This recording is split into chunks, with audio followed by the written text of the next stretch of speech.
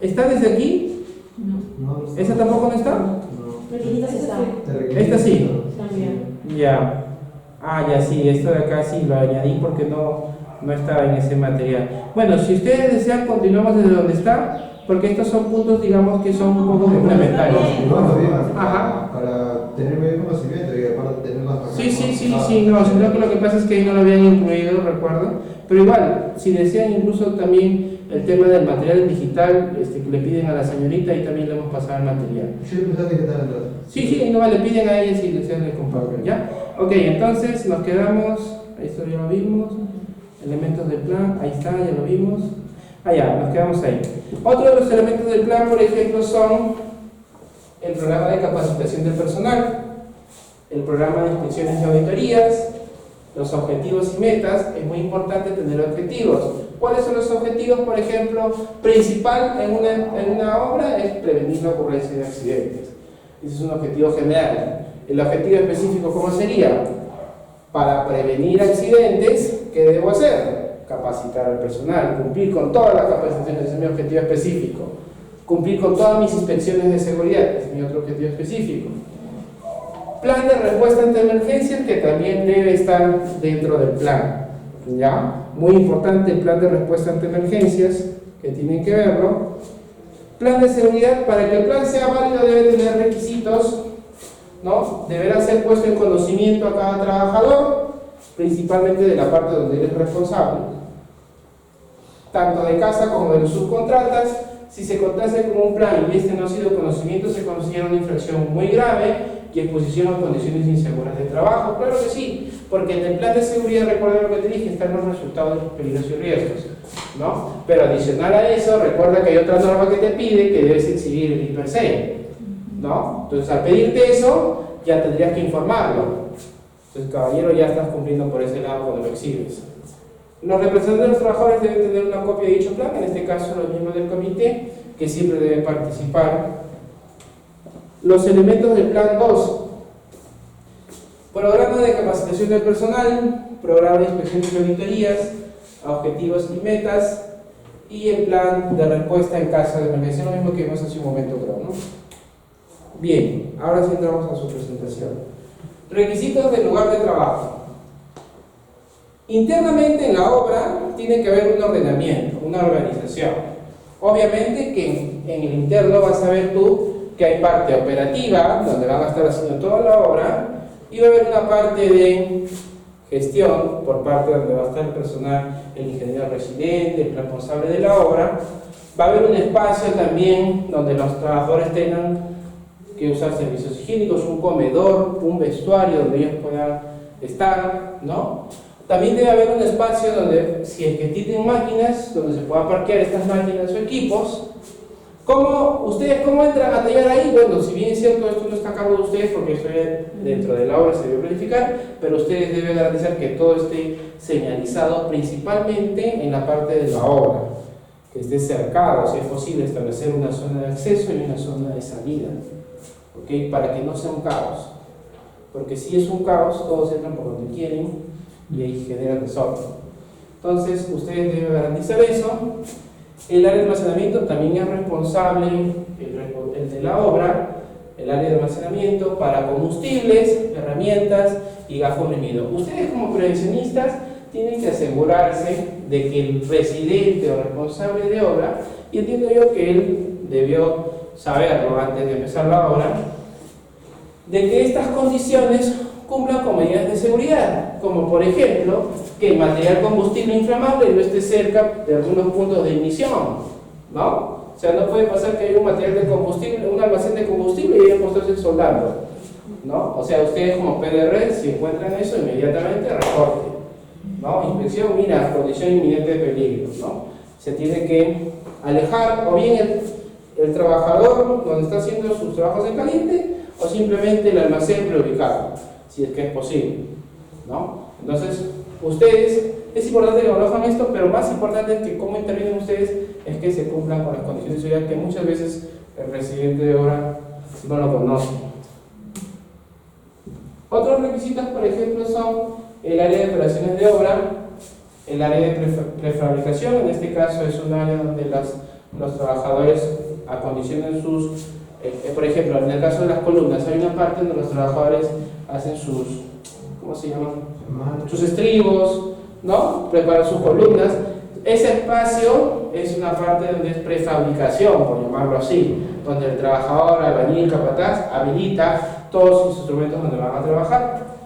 Ustedes sí tienen que velar por el área de acopio de los residuos. El área de acopio de los residuos tiene que tener un espacio suficiente de acuerdo a la cantidad de residuos que pueda generarse en la obra, ¿no? Y ustedes tienen que asegurarse que esa zona cumpla con algunas condiciones de seguridad mínimas, ¿no? Como por ejemplo que no estén expuestos al sol, en el caso por ejemplo de residuos de pintura, ¿no? O residuos inflamables.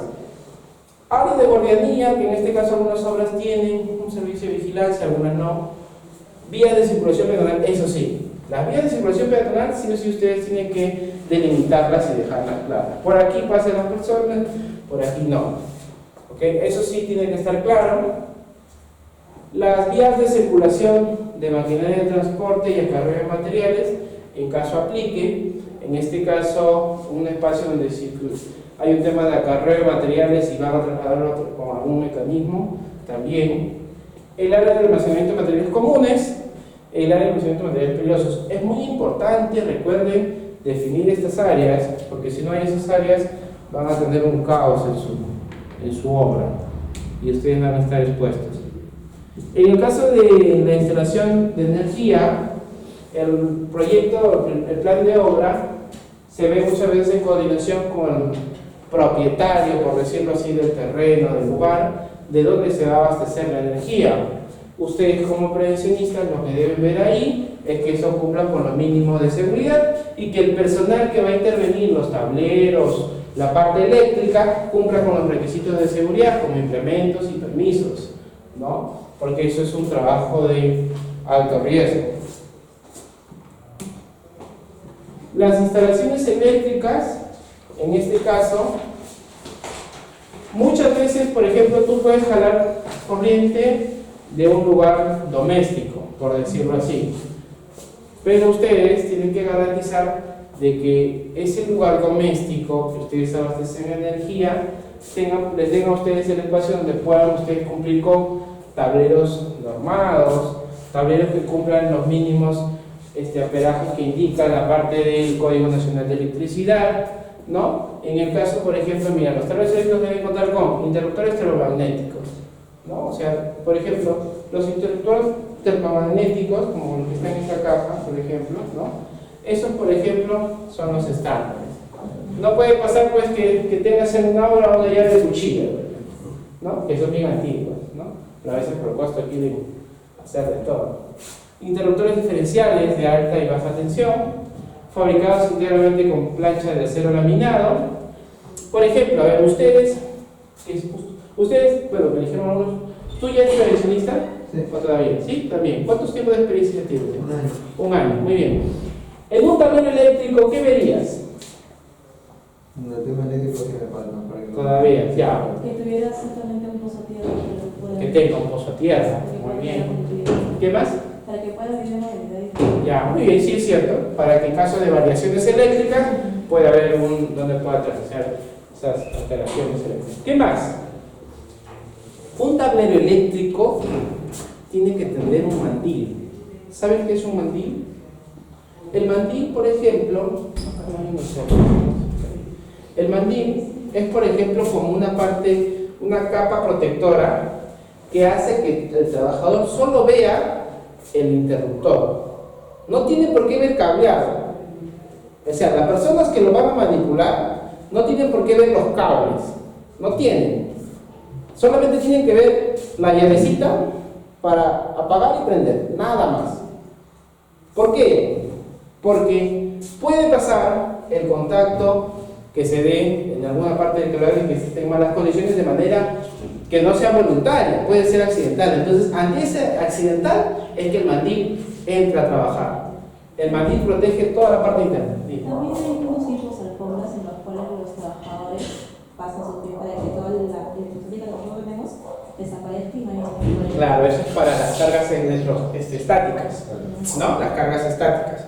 Las cargas estáticas es cierto, se generan por fricción, ¿no? Muchas veces nosotros también somos conductores, ¿no? Entonces necesitamos descargar energía. ¿Cómo descargamos? Puede ser en la tierra, puede ser en algún elemento, ¿no? Donde puedas tú descargar energía, porque si nosotros no descargamos, podemos hacer tierra con alguna parte eléctrica y eso nos puede generar contacto. Entonces, yo les hablaba del mandil. Muchas empresas se dan que voy a ver tableros y no tienen el mandil. Entonces, no, pero ¿quién va a ser loco de tocar el cable? Me dicen, aunque tú no lo creas, no serán locos, pero puede pasar accidentalmente, ¿no? Entonces, el mandil es muy importante, es más, con su pequeña leyenda de qué llaves son para qué, porque en realidad a veces los trabajadores no conocen. Ahí está, mira, este es un tablero eléctrico, los tipos de llave que tú debes generar. Mira, este de acá es el mandil. ¿Ves este? Este, si te das cuenta, tiene una apertura solamente para la llave. Solo las llaves. No tiene por qué haber nada de cable, o sea, no tiene por qué trabajar. El único que puede ver abrir eso, es más, para prueba es que esto esté con llave y que el único que tenga la llave sea el electricista. Nadie más. O sea, no puede pasar, tú como profesionista vas a la hora, abres esta puerta y tienes que ver esto. No tienes que ver esto. ¿Ok? Y eso, ya le toque, encuentras eso, reporte, condición insegura. ¿Ya? Reporte, condición insegura, señores, se comunica que los tableros tales no tienen mandiles. ¿Ya? Exponiendo al trabajador a un accidente de contacto con este tablero puede generar algún tipo de electrocución. ¿Ya? Eso es muy importante. Aquí hay una serie de interruptores que pues, son recomendables. En este caso, el electricista muchas veces conoce eso, los interruptores termomagnéticos, las llaves generales, los juegos de tomacorrientes, los tomacorrientes, por ejemplo, de que sean herméticos, que no sean los domésticos, como estos de acá, por ejemplo, ¿no? El tema de los bordes, las lámparas piloto, las luces LED, ¿no? Por ejemplo, sabemos cuando tenemos indicadores LED que nos dicen que sí está energizado o no está energizado, o algún equipo está en funcionamiento. ¿Ok? Este tema sí es muy sensible, ¿eh? Si ustedes encuentran un tablero que no cumpla con alguna de las condiciones que les acabo de mencionar, repórtenlo, porque va a ser fatal si ocurre un accidente con ese tablero. El acceso y vías de circulación. Las vías de circulación de una obra, para empezar, el Reglamento Nacional de Edificaciones nos dice que las zonas de tránsito, vías de circulación, tienen que tener 1,20 como mínimo, ¿no? En este caso, por las condiciones de la obra, ¿no? Le ponen un ancho mínimo, en el caso de las obras, de 0,60 centímetros, no 0,60 metros, 60 centímetros. ¿Ya? En este caso ustedes tienen que garantizar que exista eso, porque en la obra es un poco complicado establecer ese 1,20 m. En cambio, en una zona, en una empresa ya definida, donde yo puedo caminar, como por ejemplo, imaginemos acá, 1,20 m, donde yo puedo caminar, ¿no? Pero lastimosamente en obra no tenemos esa facilidad, por decirlo así, porque en obra los espacios son reducidos. Imaginemos acá nomás, estás en la pista, ¿qué haces ahí? Te vas 1,20 y ocupas todo un carril. En el caso usted tiene 2 carriles, ofrece un nuevo carril, ¿no? O sea, a eso vamos. Y la obra te da un ancho mínimo de 0,60, pero yo les recomiendo cumplirlo de edificaciones, 1,20. Yo les recomiendo eso, buscar siempre eso. Sí, pues es muy poco, sí, es muy angosto, definitivamente. Al menos 1 metro, pero 1,20 m indica el Reglamento Nacional de Edificaciones, para zonas de tránsito en edificaciones. Entonces yo recomiendo cumplir con eso. 0,60 es muy poco, pero igual lo mencionan ahí como un mínimo, ¿no? Accesos a las vías de circulación. Cuando se utilicen maquinarias de carga y transporte en las vías de circulación, incluidas aquellas en las que se realicen operaciones manuales de carga, se debe prever una distancia de seguridad suficiente o medios de protección. Por ejemplo, aquí le ponen, en el caso de una abertura, ¿no? Le ponen mayor o igual a la altura. O sea, este espacio tiene que ser mayor o igual a la altura del socavón en el que esté. ¿Eso tiene una fórmula? En este caso, por ejemplo, tú estás en una obra, Sí. ves esto, ¿cuánto tiene? 2 metros, supongamos. Entonces, esto tiene que ser como mínimo 2 metros o más. sea, así de simple. No te mates la cabeza buscando una fórmula ahí de frente. ¿Ya? Pero es lo lógico, ¿por qué? Porque ya te está dando una referencia. ¿No? Sí, pues definitivamente por el peso puede ser. Entonces, como mínimo, el tamaño de la altura. Puede ser más. Puede ser más. ¿Ya? Y siempre buscar, en este caso, el mecanismo de la maquinaria, lo que ustedes estén en buenas condiciones, se coloquen los tacos, se coloquen los conos, ¿no? Por ejemplo, eso ustedes como pensionistas deben exigir a estas unidades, porque yo cuántas veces veo las obras cuando estoy en el centro de Lima y a lo mucho le ponen conos o por ahí un vigía, pero no hay tacos. Entonces yo digo, ¿y los tacos?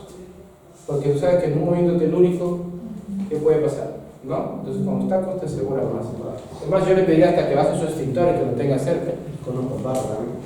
¿Conos con qué? Con la barra. Ah, con la barra, para que no se metan, claro, sí, porque los conos son... No sirve para nada. Sí, los conos son, digamos, algo para visualizar nada más, pero no son un buen una buena barrera. ¿Ya? Muy bien. Tránsito peatonal dentro de las obras, ¿no? Las zonas colindantes. El ingreso del tránsito de personas ajenas a los trabajos de construcción debe ser guiado por un representante designado por el jefe de la obra. Ustedes, incluso ustedes mismos podrían acompañarlo, por decirlo así, ¿no? Pero siempre debe haber alguien que esté acompañado a un visitante de la obra. Entiendan de que cuando ya ustedes están en la obra, ustedes son los responsables de seguridad y ustedes tienen que buscar que eso se cumpla, ¿ya? Será responsabilidad del contratista principal tomar las precauciones necesarias para evitar accidentes durante la visita de terceros, ¿ya?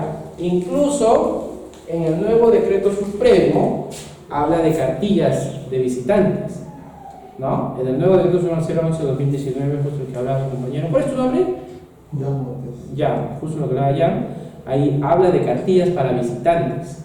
Esas cartillas, incluso en el mismo decreto, el nuevo, no lo vamos a mencionar, no está acá, pero sí, digamos, lo voy a mencionar. En ese decreto dice qué debe contener esa cartilla. Ahí dice bien claro. Entonces, esa cartilla ustedes tienen que elaborarla con lo mínimo que dice el decreto supremo 011/2019. Con lo mínimo. Y esa cartilla le entregas a tu contratista, visitante o tercero. Ya más o menos los temas puntuales que deben aparecer en esa partida sería. No lo tengo ahorita a la mano, pero sí pues entiendo que puede estar los peligros y riesgos, ¿no? El tema de las recomendaciones, tu política de seguridad, ¿no? Pero no lo tengo porque quizás puedo verlo, creo que sí lo tengo la norma por acá. Eso sí, una fórmula, ¿no? ¿Fórmula? O El contenido. Por cierta cantidad de metrajes en total de personas por visitantes. ¿Cuál? El De de... visitantes. ¿Te refieres al espacio? Al espacio. Ah, no, sí. Para eso digamos, sí, tienes que haber Una fórmula. una fórmula. No recuerdo la fórmula, pero sí es un espacio mínimo para la cantidad de personas. 5 metros por una persona. ¿Cuánto? 5 metros por una persona. ¿5 metros por cada persona? ¿O no? No, creo que es mucho eso, no creo. No tengo ahorita el tema, pero en realidad para las terceros y visitas, por ejemplo, incluso para las personas discapacitadas que puedan entrar a la obra, sí te piden un ancho mínimo de 2 metros, ¿no? Para que puedan pasar. Pero a eso sí no, a ese detalle no he visto. Esperen un ratito. Aquí tengo la norma. Voy a bajarlo acá. 011/2019 para ayudarla con eso, ¿ya? Yo, digamos, dicto, pero me dijeron que hay que ver la G50, entonces, digamos que ahí no lo vimos más, pero esta norma también es muy interesante. A ver, ¿dónde está acá? Aquí.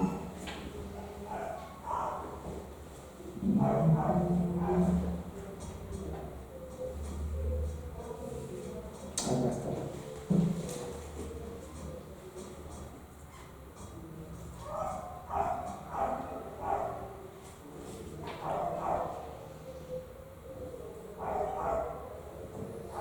Ahí está. Este es el nuevo decreto supremo de la construcción. Por ejemplo, acá vamos a ponerle cartilla. Ahí está, ¿ves? Mira, en el artículo dice el contenido mínimo del procedimiento de autorización de visitas.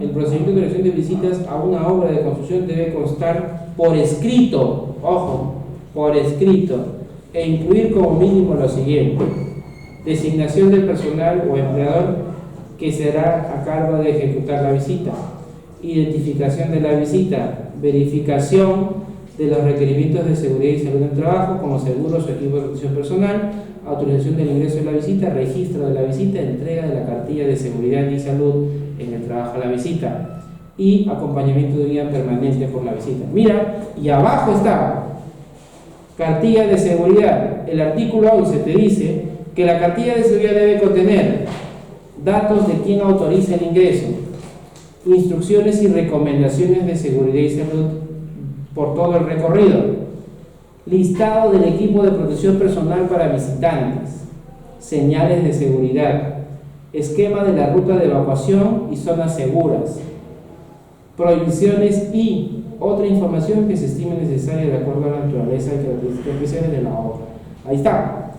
Esto no lo tiene la G50, por ejemplo, ¿no? Entonces digamos que es algo nuevo que le han puesto, pero como tú ves, esto es un tema de gestión que sí debe tener, ojo, ya. Ahora si ustedes están en obra, deben ver esto, ¿ya? Porque sí es parte del sector de construcción, ¿ok? Entonces eso es lo que estábamos viendo, ya.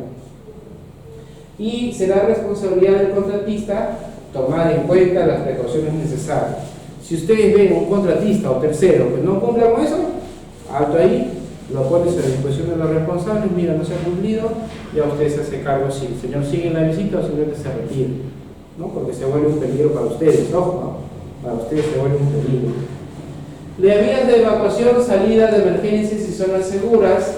Ustedes dentro de la obra van a tener que definir zonas seguras, ¿okay? Donde pueda el personal evacuar ante un sismo o tsunami. Igual también tiene que cumplir lo que dice la resolución ministerial de los simulacros nacionales, ¿no? En el año 2019 hubieron 3, ¿no? De día y de noche, 2 de día, 1 de noche. En la obra muchas veces se da de que todo el día de trabajo y algunas horas de amanecida. Entonces ustedes tienen que ver de que esto esté definido y sepan dónde deben evacuar, y cuando se da, primero que nada, que todos los trabajadores sepan dónde es. Todos los trabajadores en una charla que tú hagas tienen que saber dónde es el punto de reunión. Quizás durante la obra el punto de reunión se borró, pero para el simulacro tú tienes que, para que recuerden, volver a pintarlo, porque en la obra es complicado tener una zona fija. Eso me ha pasado a mí. Yo agarraba cuando había un simulacro, el mismo día, un día antes, le echaba cal. Le echaba cal a todo el círculo y lo dejaba delimitado. Ya saben, zona segura, se explicó en la charla dónde es y ya lo delimitamos como para recordar. ¿Ya? Eso es muy importante. En el caso de la avería de un sistema de alumbrado, las vías de evacuación y salida de emergencia y zonas seguras que requieren iluminación deben contar con luces de emergencia. En la obra, muchas veces no tienes techo, estás ahí en el despegue. Tienes que ver la forma de que haya una luz de emergencia. ¿Ya? Para eso, si es posible portátil, no sé, reflectores, algo, ¿no? O sea, eso es muy importante. Ustedes como profesionistas deben asegurarse de que tengan esos dispositivos al alcance cuando se dé un tema de simulacros.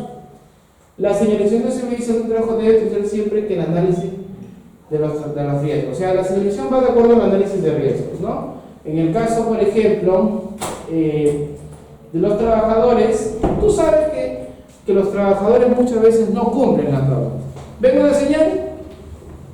No la cumplen. Entonces tú tienes que garantizar de que esa señal vaya acompañada de algún mecanismo, como por ejemplo lo que he puesto ahí, para que el trabajador respete la señal. Por ejemplo, estás en un piso 7 o en un piso 14 y estás en un borde donde vas a poner una mampara y tú solo le pones la cinta. Entonces, estás exponiendo ahí a un trabajador que ocurre un accidente fatal. Tú debes poner la cinta, pero con otros elementos que aseguren que la persona no se caiga. O sea, digamos, ahí tendrías que poner algo entubado o con 2 fierros. Por ejemplo, yo me acuerdo cuando hicieron un campamento allá en San Martín, en la selva, y me acuerdo que yo al soldador le decía, ya, ¿qué vamos a hacer? Sí, hacían contenedores como oficinas, y estaba todo abierto, ¿no? Ya, suéltame un tubo de acá a acá, 2 tubos. Y entre cada tubo le pones cinta ahí envueltos de frente y nadie se cae. O sea, eso usted como prevencionista, aunque no lo creas, vas a tener que ser ingenioso, porque vas a tener que buscar formas de señalizar y poner algún mecanismo de control a prueba de personas tercas de no cumplir con las normas de seguridad o las señales, porque realmente pasan de que las personas no respetan las señales. Entonces eso pasa en la obra. Si ocurre que algún trabajador rompe lo que tú pusiste, tú tómalo como una falta grave, porque está eliminando un dispositivo de seguridad y está atentando contra tu gestión, y así de sencillo lo reportas de inmediato. No puede pasar de que tú permitas eso, o tú no lo has reportado, porque si ocurre eso, no lo has reportado, el ingeniero se da cuenta y a ti te levantan el peso, así de sencillo, ¿no? Otro requisito importante que debe estar exhibido es el plano de evacuación, ¿no? El plano de evacuación de la obra, por dónde tengo que caminar, dónde están las rutas, esto debe estar exhibido para que cualquier persona que ingrese se entere en la obra. Ahora, en la obra, pues, tú tienes que ver la forma. Un cachaco, lo imprimes tú, lo pones ahí con su madera, aunque sea. Porque en la obra no es que tengas imprenta al costado, no es que tengas una pared bonita donde poner el plano. O sea, ahí en la obra tú mismo eres con tu ingenio, ves la forma, ¿no? Porque a mí me ha pasado varias veces, yo tenía que ver la forma, agarraba, me mandaban el plano, ya yo lo imprimía en mi casa, porque A3 no me costaba 4, un sol será, pues, lo imprimía, le forraba de film, le ponía una pared, una base de cartón, ¿no? De cartón, o busqué un triple, incluso en algunos casos, triple, pum, lo cortaba, forrado de film y ahí está. Estoy cumpliéndose. Como prevencionista estoy quedando bien, claro, porque lo estoy comunicando. Ahora, si yo me pongo especial, porque en la práctica no tiene los recursos, no, que no es mi responsabilidad, que la empresa lo debe poner, que la empresa lo debe poner, pucha, entonces yo hasta esperar eso, ¿no? Ya toda mi gestión se puede romper por un accidente por simplemente no poner eso, ¿no? Pero ustedes como prevencionistas tienen que asegurarse la forma, ¿no? La iluminación. Actualmente en obra, en el caso principalmente de los trabajos de noche, es un poco crítico, ¿no? Entonces tú ahí, primero que nada, en coordinación con el responsable de obra, tienes que asegurarte que haya la iluminación adecuada. Pueden ser reflectores, ¿no? Pueden ser luminarias, no sé, portátiles, campamentos, no sé, como tú quieras, pero tienes que ver que la iluminación sea adecuada. Por ejemplo, actualmente hay lo que se llaman los monitoreos ocupacionales. A través de los monitoreos tú puedes ver si la iluminación se cumple, porque ojo, no es lo mismo medir en una oficina y medir en campo. El límite máximo en cada uno es diferente. Por ejemplo, en zonas nocturnas llega a 60 luxes como mínimo. Entonces tú cuando vas a campo dices, oye, pero 300, no, pues nunca vas a llegar a 300 en campo, es difícil. En campo tú tienes que ver ahí los rangos. En la misma resolución 375-2008 te dice los máximos mínimos de luces que debe haber, de acuerdo a las condiciones, ahí te habla. Noche, día, oficinas, almacenes, ahí está. Y eso sí es importante que lo sepan. ¿Qué decreto dijo? El 375-2008 TR, la resolución ministerial, es una RM. Ya eso sí lo encuentran ahí.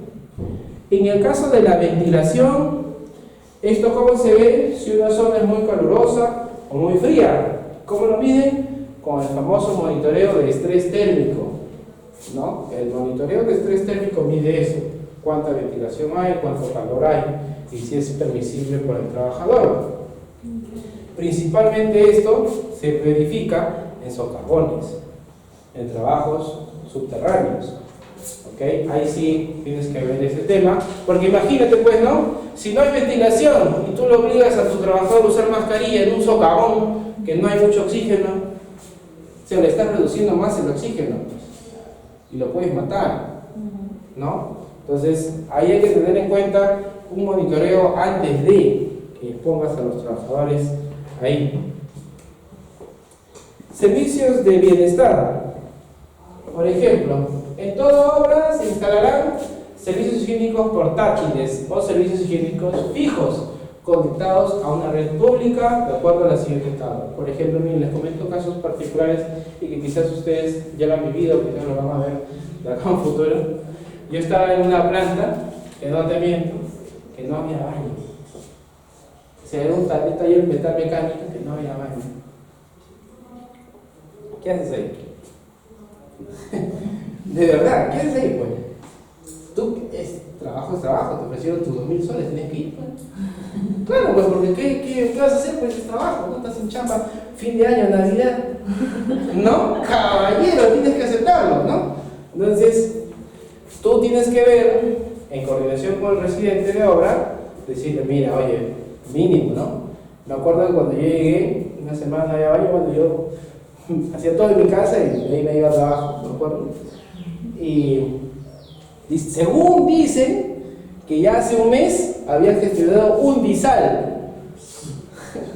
Un disal nada más. Ya hace un mes y no llegaba, dice. O sea, en una obra complicada, ¿no? Y bueno, y después de la semana que yo llegué, 2 semanas, llegó el disal. Llegó el disal. Un disal para más de 20 trabajadores. Imagínate. Entonces, esta es la realidad, y eso te lo vas a encontrar en obra. Ustedes quizás ya algunos ya están, otros que no, que recién están empezando, lo van a encontrar. Y son realidades que pasan y tú tienes que ver la forma de ingeniártelas. Que al menos se cumpla lo mínimo que dicen, ¿no? Bien, por ejemplo, esta es una referencia del servicio de bienestar, ¿no? Cantidad de trabajadores de 1 a 9 debe haber un inodoro, 2 lavatorios, una ducha y un urinario. Por ejemplo, de 10 a 24, 2 inodoros, 4 lavatorios, 2 duchas y un urinario. Ojo que esto, por ejemplo, lo van a ver, bueno, lo debería ver el residente de obra antes que empiece la obra. O sea, ustedes, como entran a PR, ya deberían encontrar eso, pero en la práctica muchas veces no se da. De 25 a 49, 3 inodoros, 5 lavatorios, 3 duchas y 2 urinarios. De 50 a 100, 5 inodoros, 10 lavatorios, 6 duchas y 4 urinarios. En obras de más de 100 trabajadores, se instalará un inodoro adicional por cada 30 personas.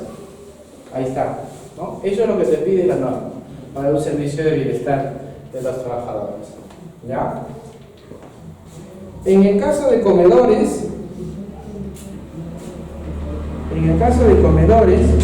por ejemplo, te dicen algunas condiciones mínimas. En la G50 te dicen algunas condiciones mínimas. Dimensiones adecuadas de acuerdo al número de trabajadores, mesas y bancas fácilmente lavables, ¿no? El tema de los comedores contarán con pisos de cemento, solado u otro material equivalente, ¿no? Pero a veces no tienes eso cuando estás en la tierra. El inicio de obra, ¿cómo se hace? Por ejemplo, cuando están en excavaciones todavía, ¿cómo habilita? ¿Cómo Ahorita, por ejemplo, ¿sabes qué está de boom? Está de boom los famosos campamentos para los trabajadores, que pueden ser carpas o pueden ser contenedores. He visto eso bastante en obra. Justo hacer una carpa para los trabajadores. Y ahí está su comedor y todo el tema. Eso ahorita está bastante tendencia, y quizás por estos requisitos que pide la G50 te van a poder habilitar eso. Tenemos que ver que eso, digamos, no está en nuestras manos como prevencionistas. No. Eso está en manos del ingeniero residente y toda la obra en sí, antes de. Pero lo que sí nosotros debemos presionar y seguir estando atrás es que por favor consigan lo mínimo indispensable. ¿No? Una mesa, una banca donde sentarse al menos, ¿no? Un lugar donde podamos estar la cantidad de trabajadores necesarios, ¿no? Un espacio donde podamos cambiar, porque a veces pasa de que ni eso tiene, el espacio donde cambiar. Vestidores, el ambiente son 250 metros, ¿ya? Y en ese ambiente, o sea, están en excavaciones, su ropa está en un costado, el almacén no se todavía ni siquiera se incorporó nada, o sea, y el espacio mismo en sí es reducido, y para hacer trabajo tiene que estar poniendo acá para allá, para allá, para allá. Imagínate, ¿no? O sea, en realidad son situaciones reales que pasan, o sea, en la práctica, en la norma lo que dice es todo excelente, pero en la práctica es otra cosa. O sea, que ustedes como profesionistas tienen que estar preparados para cualquier tipo de situación mentalmente, ¿ya? Y tienen que buscar ingeniársela. Ojo con eso, porque a veces me acuerdo que tenía profesionistas acá, ingeniero, pero mire cómo estamos. Mira, digo, tienes que estar tranquilo, no te estreses, porque si tú te estresas, un prevencionista estresado, ¿no? Todo más el trabajador estresado, o sea, tú como PDR tienes que garantizar que el trabajador darle fe, decir, sí, mira, van a poner esto, mente positiva. Si tú te estresas, va a ser complicado. Vamos a hacer así, tranquilo, vamos a ver la forma, buscar una mesa por ahí. Pasa en la práctica, de verdad te digo, que a veces tú no sabes qué hacer, ¿no? Ya tienes que ver la forma de ingeniar. Lo que te estoy diciendo es la situación ideal, ¿no? Pero si tú presentas el tema ya más o menos para que tengan una mesa o bancas, todo Ajá. eso, para el tema de comedor, y no te responden, o sea, Bueno, ahí sí tú tienes que mandar alertas nada más. Alertas, pero alertas sustentadas técnicamente, por norma. claro, ¿No? Mandas tu alerta, señores, que 50 indica que debe haber tanta mesa, tanto comedor de acuerdo a esta cantidad de gente. ¡Pum! No te hace caso, reincides. Alertas, alertas, hasta que haga. Porque si tú no das alertas, ojo que tú te vuelves responsable solidario ante cualquier eventualidad. ¿Ya? Ojo con eso. ¿Ya? Bueno, creo que ahora vamos a hacer un pequeño receso. Son las 11, los 10 minutos, porque de ahí nos vamos hasta la 1 y creo que de 1 a 2 van a almorzar, creo. Y de ahí retomamos, creo que es hasta las 4 o las 5 le dijeron. Hasta las 4. ¿Ya? Entonces un pequeño receso, ahí lo voy a decir, a ver, creo que les han traído algo, creo. Patricia.